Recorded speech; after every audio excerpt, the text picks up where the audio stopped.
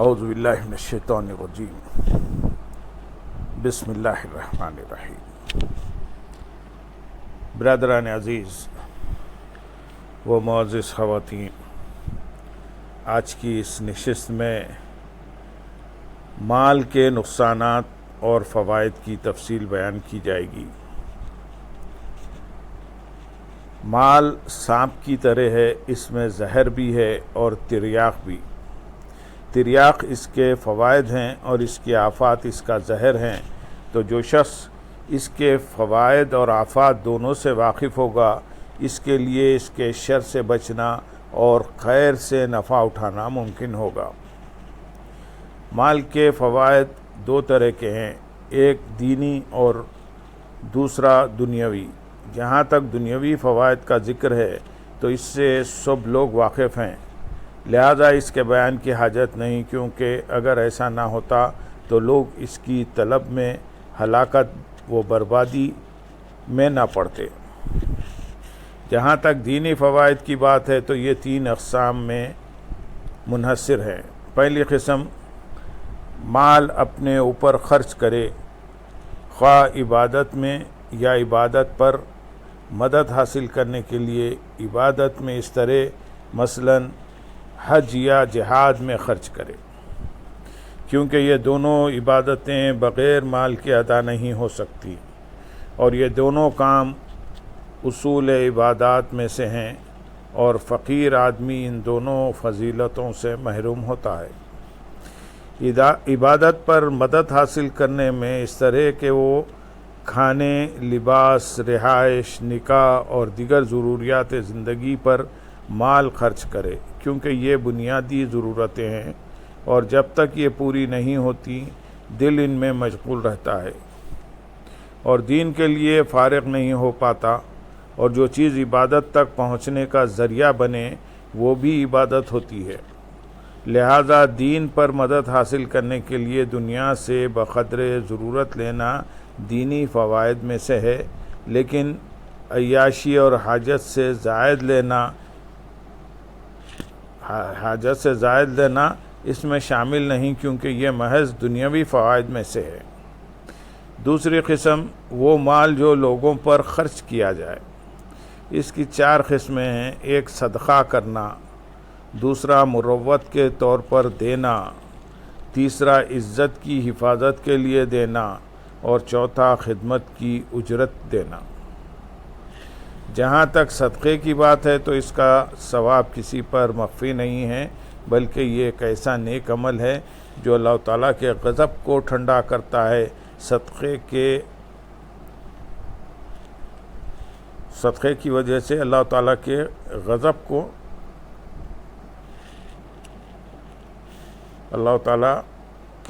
کو ٹھنڈا کرتا ہے۔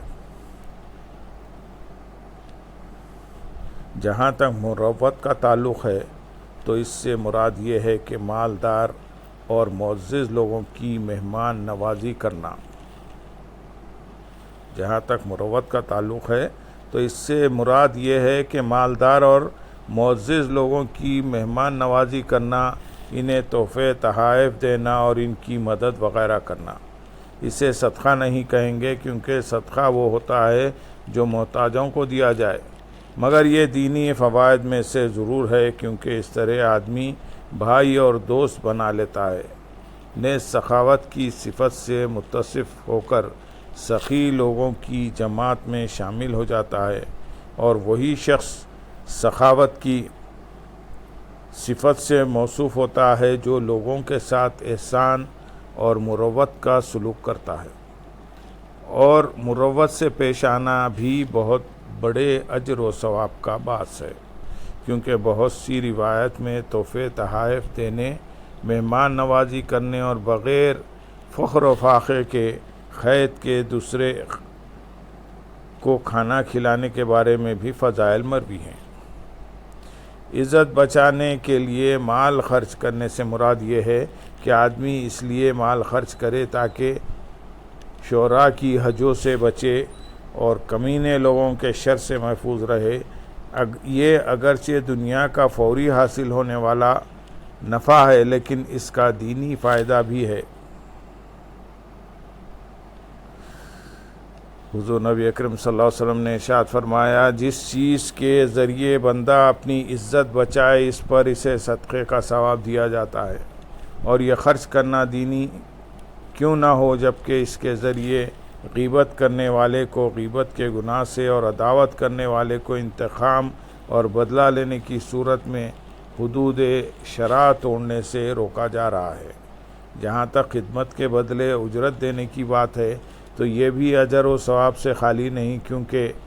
آدمی کو اپنے اسباب کی تیاری میں جن کاموں کی حاجت ہوتی ہے وہ بہت زیادہ ہیں۔ اگر وہ خود ہی تمام کام انجام دینے لگے تو وقت ہو جائے گی اور راہ آخرت پر چلنا اس کے لیے مشکل ہو جائے گا، اور ذکر و فکر جو سالکین کے لیے اعلیٰ مقامات میں سے ہے اس کی بجاوری نہ ہو سکے گی۔ ظاہر ہے جس کے پاس مال نہیں ہوگا وہ اپنے کام تنہا انجام دینے پر مجبور ہوگا، مثلا غلہ خریدنا اور اسے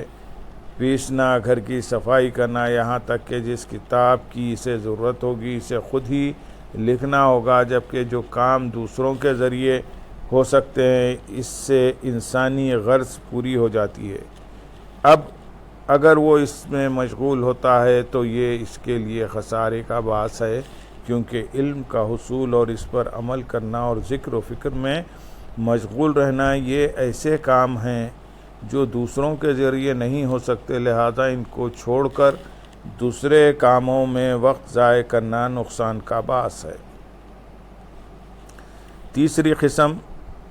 مال کسی متعین آدمی پر خرچ نہ ہو بلکہ اس سے عام فائدہ حاصل ہو، مثلا مساجد، پل، مسافر خانے اور بیماروں کے لیے اسپتال وغیرہ بنانا، راستے میں پانی کی سبیلیں لگانا، اور اس کے علاوہ اچھے مقاصد کے لیے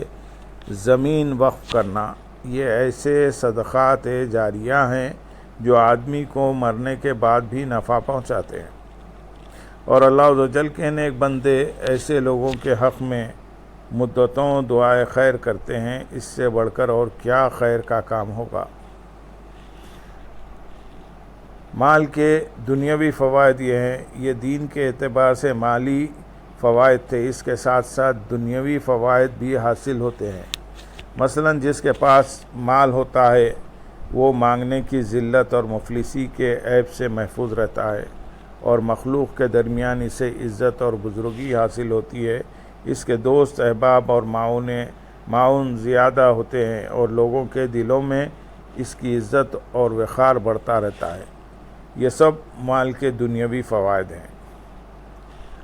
مال کی آفات دینی بھی ہیں اور دنیاوی بھی۔ مال کے دینی نقصانات تین قسم کے ہیں۔ پہلی قسم،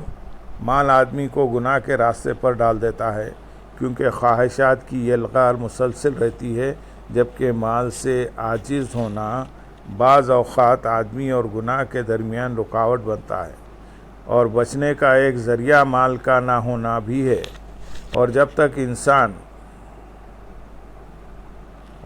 انسان کسی گناہ کے ارتکاب سے مایوس ہوتا ہے اس وقت تک اس کا شوق حرکت میں نہیں آتا، اور جوں ہی اسے احساس ہوتا ہے کہ وہ اب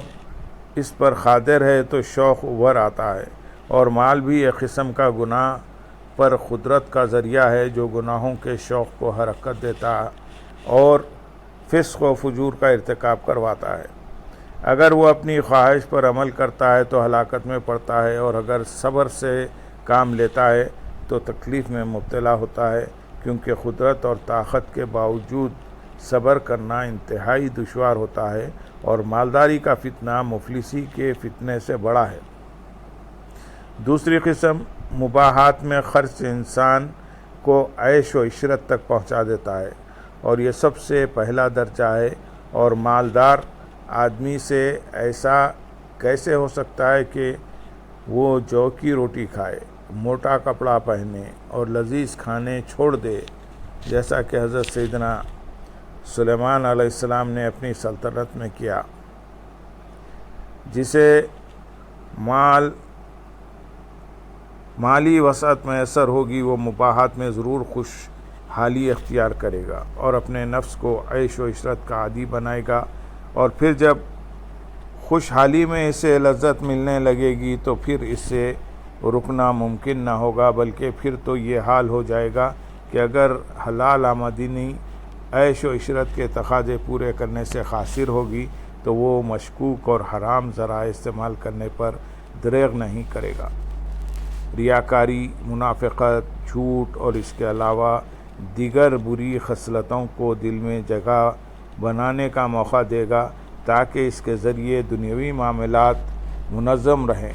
اور اس کے عیش و عشرت میں کمی نہ آئے، کیونکہ جس کا مال زیادہ ہوتا ہے اسے لوگوں کی بھی زیادہ حاجت پڑتی ہے، اور جسے لوگوں کی زیادہ حاجت پڑتی ہے وہ اس سلسلے میں منافقانہ روش بھی اختیار کرتا ہے اور لوگوں کی رضا حاصل کرنے کے لیے اللہ تعالیٰ کی نافرمانی سے بھی گریز نہیں کرتا۔ اگر آدمی پہلی آفت یعنی مال کے ذریعے گناہ اختیار کرنے سے بچ بھی جائے لیکن وہ مخلوق کی طرف محتاجی سے نہیں بچ سکتا۔ مخلوق کی محتاجی دوستی اور دشمنی کا سبب بنتی ہے اور اس سے حسد، کینہ، ریاکاری، متکبر، جھوٹ، چغلی، غیبت اور ایسے تمام گناہ پیدا ہوتے ہیں جو دل اور زبان کے ساتھ خاص ہیں۔ پھر یہ بھی امکان رہتا ہے کہ یہ گناہ دل و زبان سے بڑھ کر دوسرے اعضاء کی طرف منتقل ہو جائیں، اور یہ سب کچھ مال کی نحوست ہے کہ اس کی حفاظت اور اصلاح کی وجہ سے آدمی غفلت کا شکار ہو جاتا ہے۔ تیسری قسم یہ آفت ہر مالدار میں پائی جاتی ہے، وہ مال کی درستی میں گم ہو کر یاد الہی سے غافل ہو جاتا ہے، اور وہ ہر چیز جو یاد الہی سے غافل کر دے وہ محض نقصان ہے۔ یہی وجہ ہے کہ حضرت سیدنا عیسیٰ روح اللہ علیہ نبینا علیہ الصلوۃ والسلام نے فرمایا مال میں 3 آفتیں ہیں۔ ایک یہ کہ بندہ حرام طریقے سے مال حاصل کرے گا۔ عرض کی گئی اگر حلال طریقے سے حاصل کرے تو فرمایا پھر وہ اسے ناحق استعمال کرے گا۔ عرض کی گئی اگر حق کے مقام پر خرچ کرے تو فرمایا اس کی درستی مالدار کو اللہ عز و جل سے غافل کر دے گی۔ غفلت جیسے مرض کا علاج انتہائی دشوار ہے، کیونکہ عبادت کی اصل اور اس کا مغز اللہ عز و جل کا ذکر اور اس کی عظمت و جلالت میں تفکر ہے، اور اس کا تقاضا یہ ہے کہ دل ذکر و فکر کے لیے فارغ ہو، جبکہ جس کے پاس زمین ہو وہ رات دن کھیتی کے جھگڑوں میں الجھا رہتا ہے، کبھی حساب کتاب کر رہا ہوتا ہے، کبھی شرکا سے جھگڑ رہا ہوتا ہے، کبھی پانی اور حد بندی کے معاملے پر اختلاف کر رہا ہوتا ہے، کبھی زمین کے خراج کے معاملے پر حکومتی کارندوں سے جھگڑا ہو رہا ہوتا ہے، کام میں کوتاہی کے سبب مزدوروں پر برس رہا ہوتا ہے، اور خیانت اور چوری کے حوالے سے کاشتکاروں سے جھگڑ رہا ہوتا ہے، جبکہ تاجر کو اپنے شریک کی طرف سے خیانت کی فکر لگی رہتی ہے۔ نیز اسے یہ غم بھی ستا رہتا ہے کہ وہ نفع میں برابر کا شریک رہتا ہے لیکن کام میں برابر ہاتھ نہیں بٹاتا۔ علاوہ ازیں اسے شریک کی طرف سے مال ضائع کرنے کی شکایت بھی رہتی ہے۔ یہی حال جانوروں کے مالکوں کا بھی ہے، بلکہ دیکھا جائے تو جتنے بھی اموال ہیں ان سب کے مالکان بھی اسی قسم کے مسائل سے دوچار ہیں۔ الغرض مال کی کوئی بھی صورت ہو یہی پریشانیاں لگی رہتی ہیں، لیکن جو خزانہ زمین میں دفن کیا گیا ہو اس میں مشغولیت کم ہوتی ہے، اگرچہ یہاں بھی دل کا تردد باقی رہتا ہے کہ کہاں خرچ کرے، اس کی حفاظت کیسے کرے، لوگوں کی لالچ سے کیسے بچائے۔ غرض دنیا داروں کی افکار کی وادیوں کی کوئی انتہا نہیں ہے، اور جس آدمی کے پاس صرف ایک وقت کا کھانا ہو وہ ان تمام پریشانیوں سے محفوظ ہے۔ یہ ہے مال کی دنیاوی آفات۔ اس کے ساتھ ساتھ مالداروں کو دنیا میں پریشانی، غم و خوف، حاسدوں کے حسد کو دور کرنے کی مشقت، مال کی حفاظت اور کمائی وغیرہ جیسی بہت سے پریشانیاں لاحق ہوتی ہیں۔ لہذا مال کا تریاق یعنی علاج یہ ہے کہ اس سے گزر بسر کے لیے لینے کے بعد باقی مال کو اچھے کاموں میں خرچ کر دیا جائے، کیونکہ اس کے علاوہ جو کچھ ہے وہ زہر اور آفات ہیں۔ ہم اللہ تعالیٰ کے لطف و کرم سے سلامتی اور بہترین مدد کا سوال کرتے ہیں، بے شک وہ اس پر قادر ہے۔ اللہم صلی علی سیدنا محمد وعلی آل سیدنا محمد وبارک وسلم، وآخر دعوانا ان الحمدللہ رب العالمین۔